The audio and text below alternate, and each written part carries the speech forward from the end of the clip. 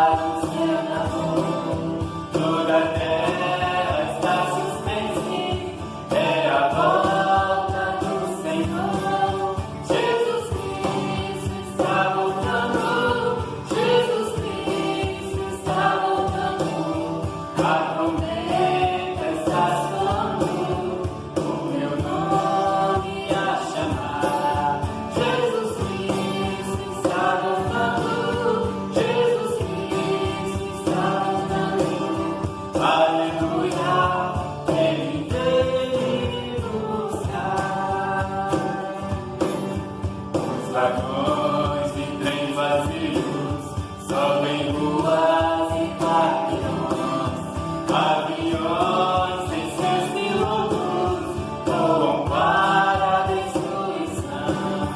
As cidades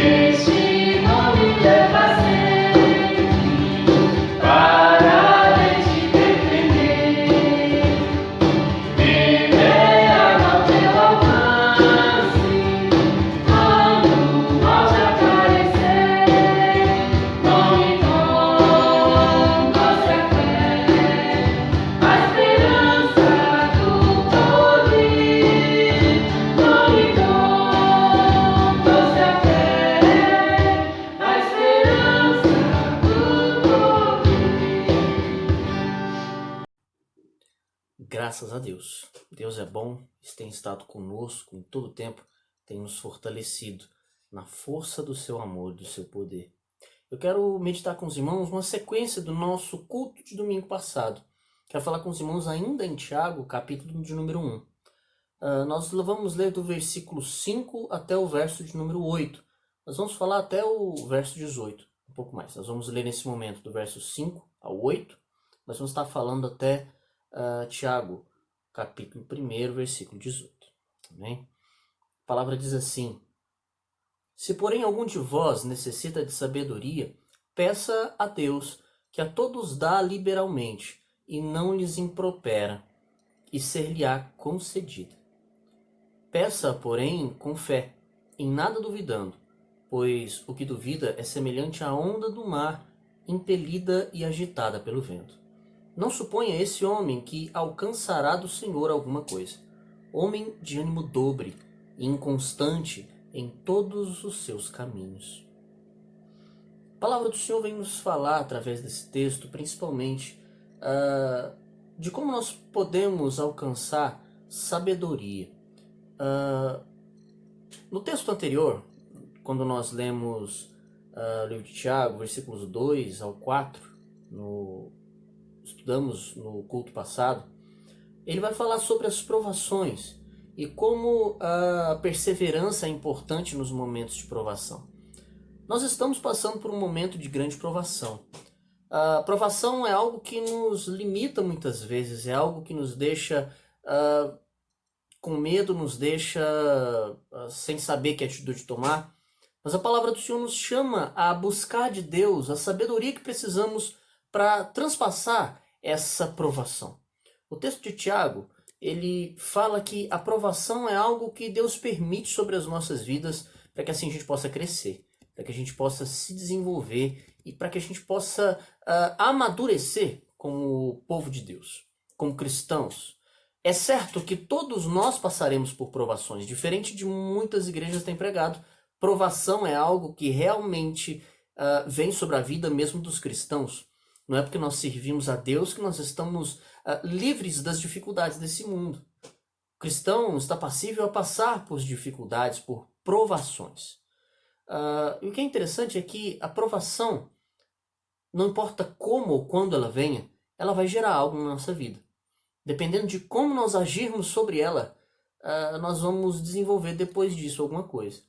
Ou um trauma, ou nós podemos desenvolver, quem sabe, um medo muito grande de coisas desse tipo, ou, diferente disso tudo, nós podemos adquirir sabedoria, experiência, crescimento diante das dificuldades que nós vivemos aqui.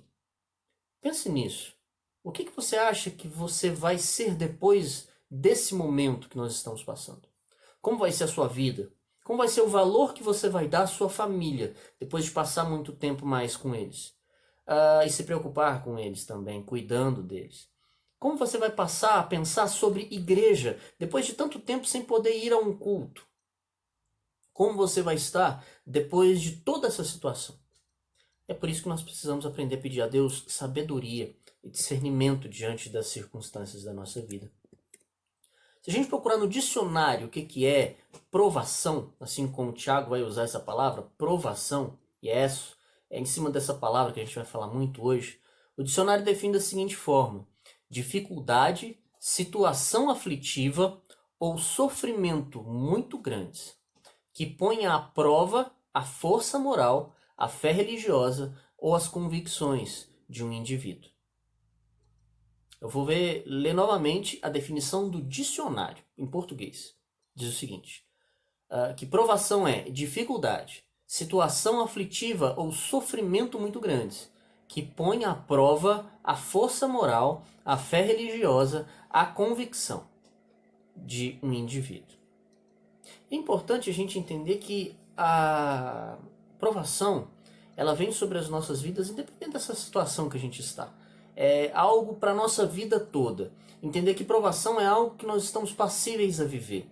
Algo que nós estamos passíveis a sofrer durante a nossa vida. Mas como nós passamos por ela é que define como nós vamos estar, quem nós somos diante de Deus. Nós podemos muito bem sofrer, chorar, gritar, espernear. Ou podemos orar, buscar a Deus e tentar vencer essa dificuldade. Como eu disse, podemos passar por isso com medo depois, podemos passar com um trauma muito grande, ou podemos passar com uma experiência muito grande que nós vivemos e passamos por ela, e nos tornamos ainda mais fortes. Esse é o foco, essa é a ideia maior. E é por isso que a gente precisa aprender um pouco mais. Como que eu posso aprender a ter sabedoria diante disso? Como eu posso ser mais sábio diante da situação que eu estou vivendo? Você pode até dizer que obter sabedoria pode ser através de estudo, leitura, formatura, mas não é essa sabedoria que Tiago está falando aqui. Não é essa sabedoria que vem através de conhecimento, mas é uma sabedoria que vem através de vivência, através de viver a situação e se tornar mais sábio depois disso tudo. Uma questão que a gente precisa compreender é que nós precisamos pedir sabedoria a Deus. Não é simplesmente a ideia de, eu passei por isso, agora eu sou mais sábio. É algo que nós precisamos colocar diante do Senhor. Se alguém tem necessidade de sabedoria, será que algum de nós precisa de ter sabedoria? Parece que às vezes o Tiago está falando de uma coisa estranha, né? Se você não tem sabedoria, pede para Deus. Eu, por exemplo, não preciso tanto, não. Eu já sou inteligente, eu já sou sábio. Então, se você precisar, pode pedir. Talvez não seja, não talvez, mas o foco que o Tiago está dando aqui não é esse. Não é inteligência, mas sabedoria. Você pode encontrar pessoas mais velhas, pessoas idosas, pessoas que você olha para ela, ouve elas e sabe, nossa, esse daí tem sabedoria. Talvez a pessoa não tenha nem estudado na vida, mas você vê que a pessoa, pela vivência que ela teve, você encontrou nela uma pessoa sábia, porque sabe enfrentar as dificuldades da vida. Talvez ela não tenha tanta inteligência quanto você, que estudou, que conseguiu, que fez não sei o quê, mas essa pessoa viveu a vida de uma forma intensa e conseguiu passar por muitas dificuldades e soube passar por isso de forma diferente. Soube buscar a Deus, soube enfrentar situações, soube buscar o Senhor. Então é isso que eu quero convidar você a pensar. Busca de Deus, busca do Senhor e conheça para poder crescer, para poder amadurecer diante de Deus. Quando o Tiago fala nessa frase, ele traz a gente a pensar, será que algum de nós precisa realmente de saber como agir em situações difíceis? Será que, por exemplo, nós precisamos de sabedoria em determinadas situações, em agir com a nossa família, em agir com um problema dentro do trabalho, em agir com alguma situação na sociedade em que nós vivemos, com alguém que vem te questionar a tua fé? Em todos esses momentos nós precisamos de sabedoria. E é por isso que precisamos pedir a Deus sabedoria todos os dias. É lógico que nós precisamos e que ninguém nasce sabendo de tudo.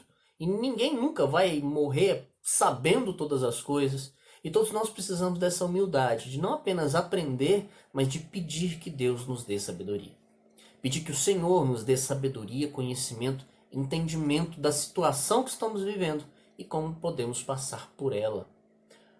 Tiago vai dizer o seguinte: se porém algum de vós necessita de sabedoria, peça a Deus que a todos dá liberalmente, e nada lhes impropera, e ser-lhe-á concedida. A todos dá liberalmente. Deus não está economizando sabedoria. Deus não está, em algum momento, passando de forma pequena, mas Ele está dando sabedoria a quem pede. E é por isso que nós precisamos sim pedir a Deus: Senhor, me dá sabedoria, discernimento para poder passar por tudo isso. Alguém que me vem à mente quando a gente fala sobre sabedoria, logicamente a palavra sabedoria remete sempre a esse personagem bíblico que é Salomão.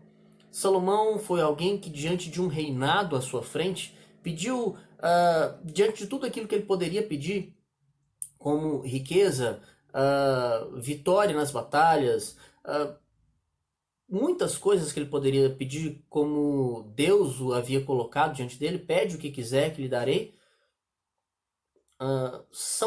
Salomão resolve pedir a Deus sabedoria. Alguém que não sabia o que pedir, pede a Deus a coisa mais importante para esse momento: sabedoria. Eu quero convidar você a pensar nisso. Pedir sabedoria, assim como Salomão pediu, nós precisamos dessa sabedoria para vencer essa situação, para passar por tudo isso. Sim, É importantíssimo a gente poder passar nesse momento assim. E o que é interessante aqui é que ele diz que ele a todos dá liberalmente e nada lhes impropera. Ou seja, a ideia de que Deus nos dá sabedoria, a ideia de que ele não te repreende por isso. Ele não impropera, ou seja, ele não te repreende por conta disso. Sabe quando seu filho te pede doce ou bala? Você até dá, mas ele começa a pedir toda hora e você vai dizer, agora não. Vai te dar dor de barriga, vai te atrapalhar o almoço. Em Deus não é assim. Ele não vai te repreender pelo que você está pedindo. Se você pedir e insistir pedindo, orando e buscando o Senhor, ele não vai te repreender. Tudo quanto você pedir, crendo em seu nome, ele lhe concederá. Esse é o que a palavra do Senhor nos diz. E é importante a gente pensar nisso. Lembre-se sempre que tudo isso quanto você pedir, segundo a vontade dele, ele te dará. Segundo a vontade do Senhor, Deus vai fazer sobre a sua vida. Mas tem um porém nisso tudo. Não é simplesmente pedir. Não é apenas pedir como uma criança quer e quer aquilo logo. Deus me dá, me dá, me dá. E assim Deus vai fazer. Não.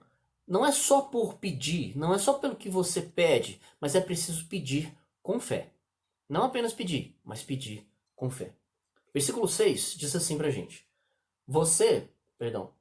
Peça, porém, com fé, em nada duvidando, pois o que duvida é semelhante à onda do mar, impelida e agitada pelo vento. Quando a gente olha esse texto, ele fala pra gente sobre isso. A ideia de que a gente precisa ter fé. Não pode orar a Deus duvidando do que Deus pode fazer sobre a nossa vida. Precisamos confiar no que o Senhor pode fazer por nós. E é por isso que a gente precisa pedir com fé. Não apenas pedir, mas pedir com fé. Não é pedir e falar assim, Deus, me dá aí, se der certo. O Senhor pode fazer algo na minha vida. Não é pedir se um talvez você possa receber, mas pedir sabendo que o Senhor é Deus. E que se for a vontade dele, ele vai fazer sobre a sua vida. Isso faz parte de passar pela provação e de ainda adquirir sabedoria. E ele pede para que a gente não seja semelhante à onda do mar, impelida e agitada pelo vento. Dependendo da situação, a gente pensa de uma forma. Dependendo de outra, já mudei de ideia, eu vou querer outra coisa. Não é para sermos pessoas com pensamentos dúbios, pensamentos dóbeis, como diz o texto, versículo 7 e 8 vai dizer o seguinte: não suponha esse homem que alcançará do Senhor alguma coisa. Homem de ânimo dobre, inconstante em todos os seus caminhos. O que é alguém com ânimo dobre, senão alguém com ânimo dobrado, ou de dois? A ideia de alguém de ânimo dobre é alguém que uma hora quer uma coisa, outra hora quer outra. É alguém que com a onda do mar, o vento bate para um lado, ela vai, o vento bate para o outro, ela vai da mesma forma. Precisamos ser constantes. Precisamos ter uma fé constante em Deus. Isso é suficiente para que possamos crescer cada vez mais e amadurecer diante das dificuldades. Tenha essa firmeza, certeza daquilo que você quer diante do Senhor, daquilo que você pede a Deus. Se você nem mesmo sabe o que pedir ao Senhor, não há nem como saber se há fé nesse pedido. Pense nisso. Se você quer pedir algo a Deus, peça com fé, sabendo o que realmente você quer. Peça, porém, com fé, em nada duvidando, como diz o versículo 6. E é então que a gente pode sim pedir sabedoria ao Senhor. Podemos pedir sabedoria a Deus nesse momento. Diante das circunstâncias que estamos vivendo, diante de tudo o que pode acontecer na nossa vida. Na verdade, Deus permite que provações aconteçam sobre as nossas vidas, mas tem um motivo para isso. Não sabemos o porquê de toda essa provação que estamos passando nesse momento. Porém, toda provação tem o seu propósito em Deus. Vamos ver essa questão. Na verdade, Deus quer que, diante das nossas provações, nós possamos alcançar, assim, maturidade, crescimento. Que com a idade, por exemplo, com a idade nós aprendemos a ser mais maduros. Nós aprendemos a lidar com as diversas situações e sabemos aconselhar as pessoas com isso. Isso é chamado, alguém que faz esse tipo de coisa, como uma pessoa sábia. Alguém que adquiriu sabedoria diante das circunstâncias. Se você já passou por alguma situação, você sabe como passar por aquilo, você pode ajudar alguém. Vamos supor que você pode ir ao banco, e lá nesse banco você pode fazer uma operação que é meio complicada, meio chata de fazer, e você conseguiu fazer tudo isso. Alguém ficou em dúvida e pede a você esse discernimento. Me ensina como é que eu faço isso? Você vai lá, mostra para ele, fala para ele, olha, assim, assim, assim, você aperta tal botão, você vai a tal lugar, você fala com tal pessoa, e assim você resolve o problema. Eu já fui, eu já vivi isso, eu já passei por isso. E é assim a nossa vida cristã. A nossa vida diante de Deus exige isso, chama isso. A ideia de que nós precisamos passar por essas questões para amadurecer, para crescer, para vivenciar o propósito de Deus na nossa vida.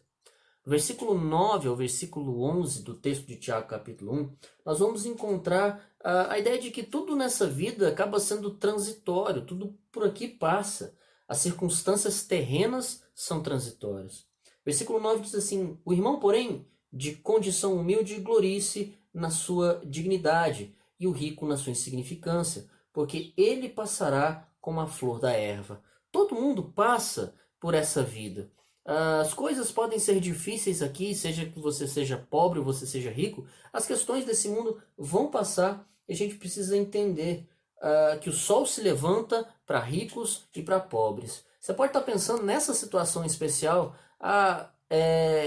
que um vírus pode atacar muito mais a população mais pobre porque não tem condições, mas o que é interessante é que essa pandemia tem mostrado que ricos e pobres estão sujeitos à mesma questão. Países desenvolvidos ou subdesenvolvidos estão passando pelos mesmos problemas. Isso se disseminou de uma forma muito grande. E é importante a gente reconhecer que Deus é fiel para mostrar que a vontade dele, a palavra dele é verdadeira. Veja isso. Tanto o pobre quanto o rico, o sol nasce para os dois. E as coisas acontecem também da mesma forma. O rico glorie-se na sua insignificância, o pobre na sua humildade, então todos possam seguir assim diante de Deus. O fato é que Tiago quer dizer, está no versículo de número 12, vamos ler, que diz assim: bem-aventurado o homem que suporta com perseverança a provação, porque depois de ter sido aprovado, receberá a coroa da vida, a qual o Senhor prometeu aos que o amam. Veja bem, bem-aventurado o homem que suporta com perseverança a provação. Falamos sobre isso domingo passado, estamos falando disso de novo, que a perseverança é algo que nos impulsiona, não a perseverança da nossa própria força de vontade, mas algo que nós adquirimos quando pedimos sabedoria a Deus. Senhor, me dá sabedoria para saber como ter perseverança. Não adianta de nada eu perseverar sem saber para onde correr, sem saber para onde agir, sem saber como fazer o que eu preciso. É por isso que nós precisamos buscar de Deus sabedoria para termos perseverança diante do Senhor. Nós temos aqui uma definição do que é, então, a tentação do ser humano. Você pode dizer, então, mas pastor, se você está falando que a perseverança é algo que Deus permite, então Deus está querendo tentar o povo, está querendo trazer uma tentação no meio do seu povo para que ou ele fuja da presença do Senhor, ou para que ele faça coisas erradas, ou para que ele fique firme nas dificuldades. Tentação é diferente de provação. Tentação é uma coisa, provação é outra totalmente diferente. Versículo 13 de Tiago capítulo 1 vai dizer o que é, como vem a tentação.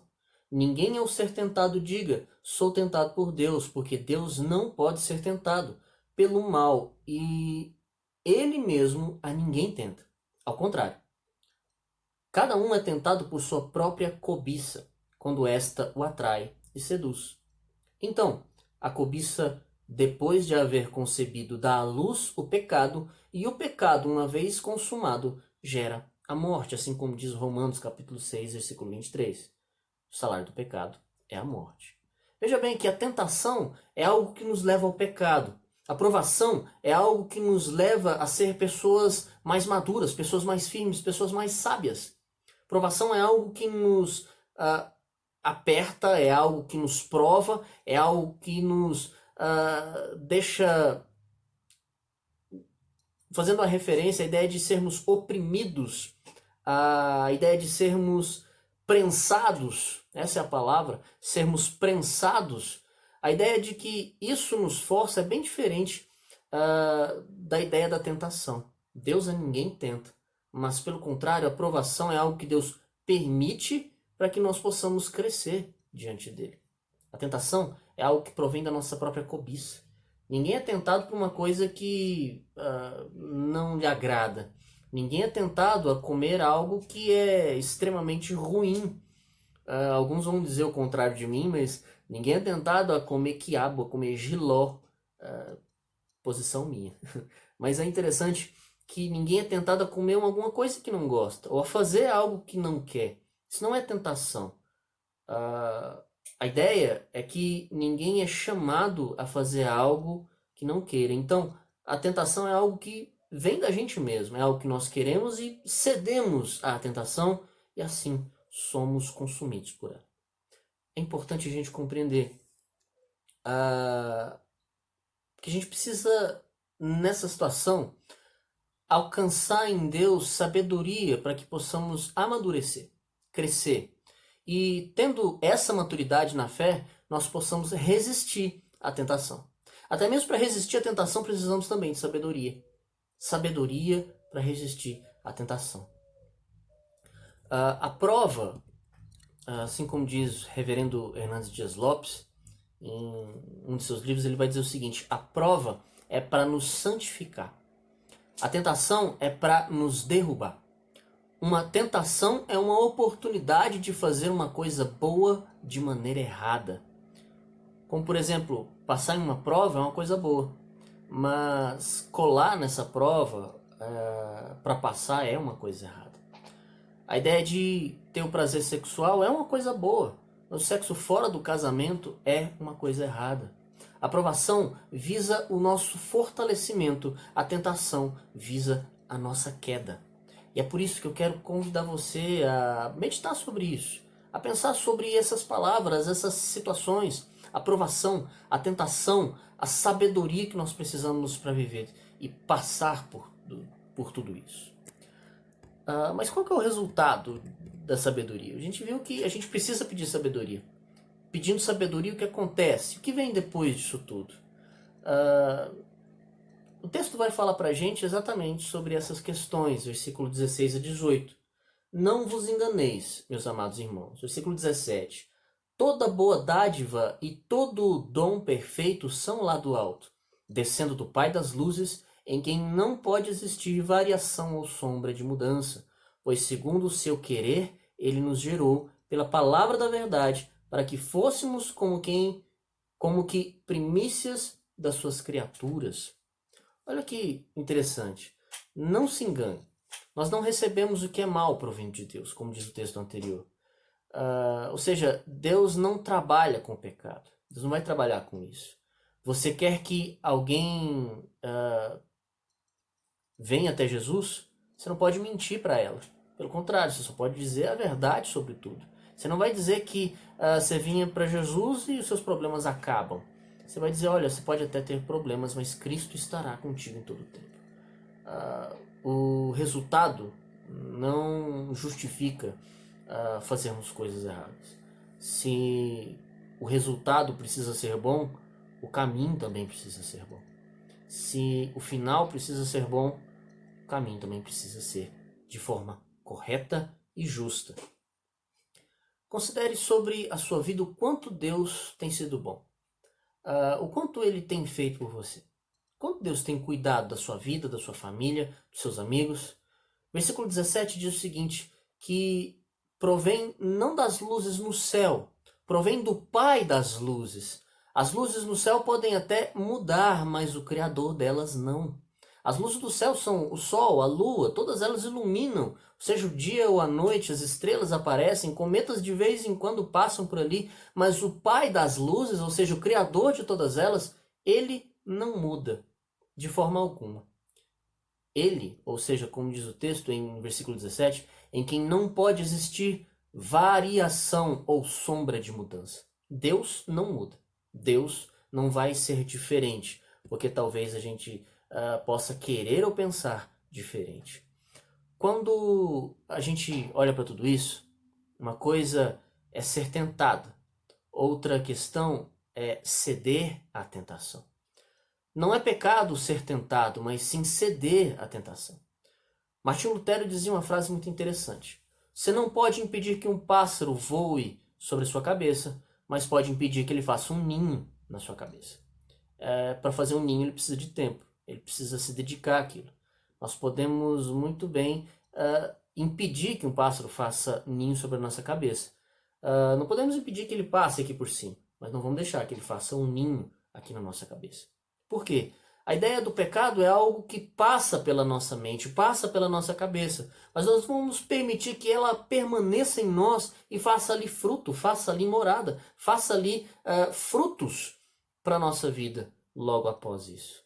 O que nós precisamos pensar é que se nós somos criados por Deus, nós somos novas criaturas em Cristo Jesus e somos essas primícias das suas criaturas, o novo nascimento é o mais alto tipo de nascimento, para o mais alto tipo de vida. Então precisamos tomar um tipo de vida diferente, uma atitude diferente. E é por isso que eu quero deixar com você essa mensagem. Trazer para você o conhecimento de que não importa as circunstâncias que você passe, não importa os problemas que você esteja enfrentando, peça sabedoria a Deus. Ele vai te dar direcionamento no caminho. Ele vai te mostrar a linha de chegada. Ele vai te mostrar como chegar ao fim de tudo isso. Ele vai te mostrar como vencer os problemas. Eu quero convidar você a meditar sobre essa questão. Busque sabedoria em Deus, para que assim você possa amadurecer na sua vida cristã, conhecendo mesmo na provação e na tentação o melhor de Deus para a sua vida. Como diria Salomão, qual nós falamos logo no início, o temor do Senhor é o princípio da sabedoria, e o conhecimento do santo é prudência.